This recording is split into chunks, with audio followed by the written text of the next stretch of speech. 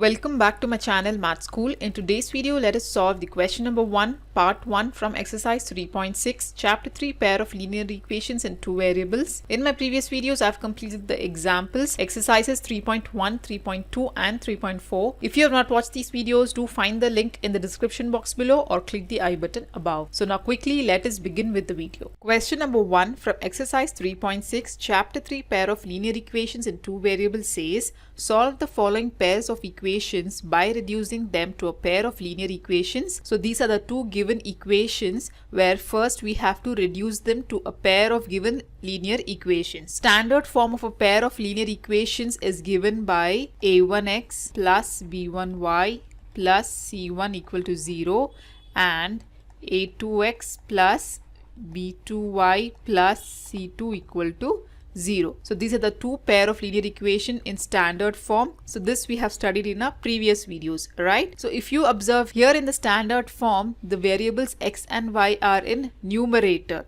So always the variables should be in numerator, but whereas in the equations given here, the variables x and y are in denominator in both the equations. So we will try to bring these two variables to the numerator and then we will find the solution for x and y. Okay, so this first equation can be written as 1 by 2 into 1 by x, right? So this 1 by 2x can be split up like this. Similarly, 1 by 3y can be written as 1 by 3 into 1 by y equal to 2. Likewise, the second equation can be written as 1 by 3 into 1 by x plus 1 by 2 into 1 by y equal to 13 by 6. This is 6 here. So this can be taken as equation 1 and 2. So in these two equations, let us substitute the variables 1 by x and 1 by y equal to some other variable. Okay, so let 1 by x equal to p and 1 by y equal to q. Let us substitute this in equations 1 and 2, right?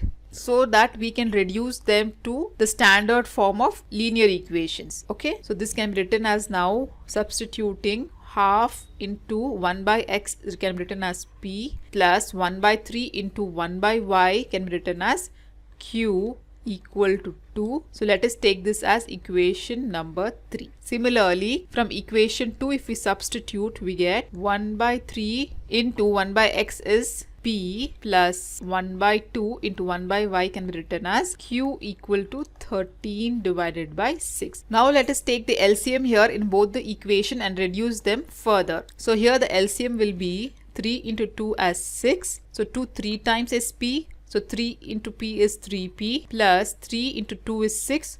So 2 into q will be 2q equal to 2. Let us send this 6 to right hand side. So you get 3p plus 2q equal to 6 into 2 is 12. So let us take this as equation number 3.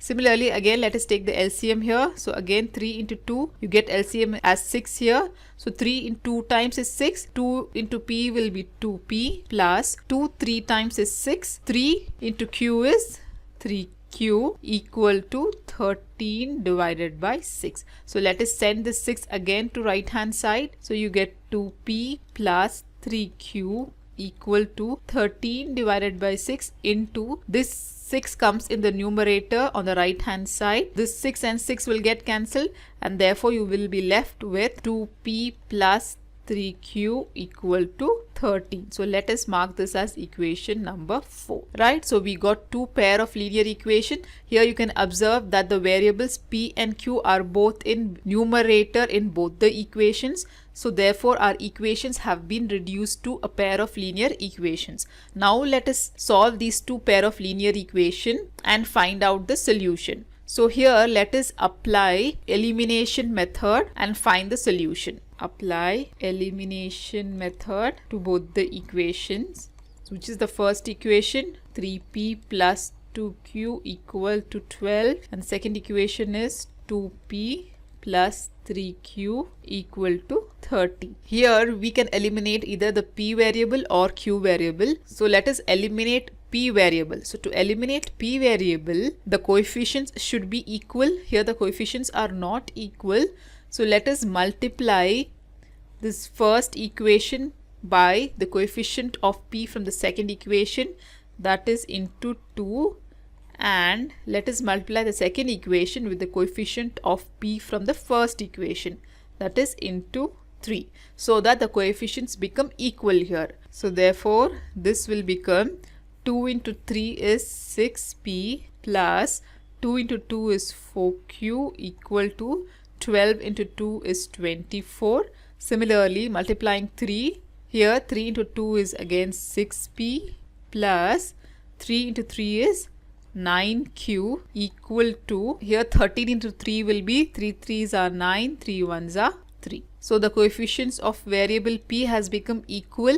Now let us change the sign since the signs are same. So let us change the sign of the second equation. So this plus 6p will become minus 6p, plus 9q will become minus 9q, and plus 39 will become minus 39. Plus 6p and minus 6p will get cancelled, and we have here plus 4q and minus 9q. So we have to subtract with a greater number sign. Since the greater number is 9 here, so we get minus.